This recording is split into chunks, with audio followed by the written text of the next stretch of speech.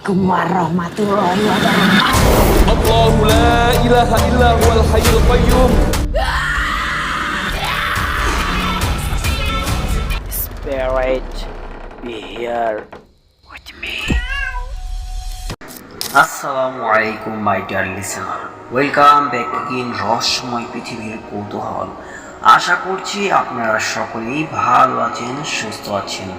তো রোজা রমজান মাস চলে এসেছে, তাই বিগত এক মাস কোনোরকম ভিডিও আসবে না, তো সকলে এটা মানিয়ে নেবেন। তো আর দেরি কিসের, চলুন আজকের একটি দুর্দান্ত ভয়ানক ভৌতিক ঘটনার ভিডিও আপনাদের মাঝে তুলে ধরি।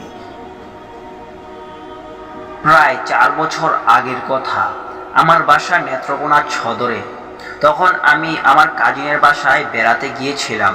ওদের বাসায়ও নেত্রকোনার কোনো একটা গ্রামে। ওদের বাসার সামনে একটা পুকুর ছিল, আর পুকুর পাড়ে বেশ বড় একটা নারিকেল গাছ। তবে কোনো এক বিশেষ কারণে এত বড় গাছটাকে কখনো নারিকেল হয় না। বলে রাখা ভালো, ওদের বাসা থেকে এই পুকুর পাড়ে দূরত্ব 100 গজ হবে। তখন ছিল গরমকাল। সেদিন রাত তখন প্রায় 11টা। গ্রামে বিদ্যুৎ খুব কম থাকে, তা আমাদের সকলেরই জানা। সেদিনও তাই একই অবস্থা, গ্রামের নাজেহাল। পুকুর পাড়ে বাতাস বেশি থাকায় আমি সেখানে বাতাস খেতে গেলাম। গ্রামের বাড়ি চলে 4-5টা একটু শুনশান। তবে আমি আমার মতো কানে হেডফোন লাগিয়ে ঘাটে বসে বসে গান শুনছি। কিছুক্ষণ পর খেয়াল করলাম আমার চারপাশটা হঠাৎ যেন প্রচণ্ড গরম থেকে ঠান্ডা হয়ে গেল, অনেকটা এসি রুমের মতো। এটা পাত্তা না দিয়ে আবার কানে হেডফোন দিয়ে সেই আগের মতো গান শুনছি। মূল ঘটনাটা ঘটলো এরপরই। আমি আমার গায়ের বাম সাইডে স্পষ্ট অনুভব করলাম কেউ ঠান্ডা বাতাস স্পর্শ করেছে। কেউ মুখ দিয়ে বাতাস দিলে যেমন লাগে অনেকটা তেমনই লাগলো। একটু খটকা লাগায় হেডফোনটা খুললাম, তবে হেডফোনে তখনও গান বাজছে।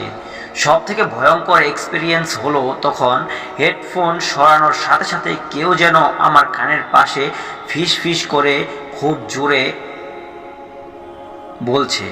আমি ফিসের বাতাস সাউন্ড খুব ক্লিয়ার পাচ্ছি। ভাবনার বিষয় হলো আমার পাশে বা কানের কাছে কাউকেই দেখলাম না, কিন্তু ফিস টের পাচ্ছি। বুঝতে বাকি রইল না আনসিন ওয়ার্ল্ড এর কিছু একটা। আমি চিৎকার করার শক্তি পাচ্ছিলাম না তখন। কাজিনদের ডাকবো সেটাও মাথায় আসেনি। আমার হাঁটু কাঁপছে, আর সেটা আমি নিজেই দেখছি। নিজের মধ্যে শক্তি এলে কোনো মতো দৌড়ে বাসায় ফিরলাম।